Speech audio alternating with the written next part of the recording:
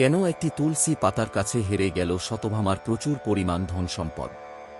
একদিন নারদ মুনি দ্বারকায় এসে সত্যভামাকে একটু শিক্ষা দেওয়ার জন্য এক কৌশল নিলেন।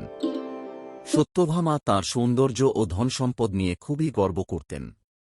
নারদ মুনি তাঁকে বললেন, তুমি যদি সত্যিই শ্রীকৃষ্ণকে সবচেয়ে বেশি ভালোবাসো তবে তাঁকে দান করে আবার নিজের কাছে ফিরে পাওয়ার ব্রত করো। সত্যভামা রাজি হলেন। নিয়ম অনুযায়ী তিনি শ্রীকৃষ্ণকে নারদ মুনিকে দান করলেন।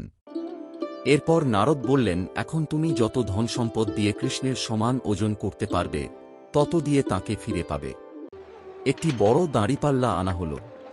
এক পাশে বসানো হল শ্রীকৃষ্ণকে, আর অন্য পাশে সত্যভামা তাঁর অগাধ ধনরত্ন, সোনা, রূপা, হীরা, মণিমুক্তা সব ঢালতে লাগলেন।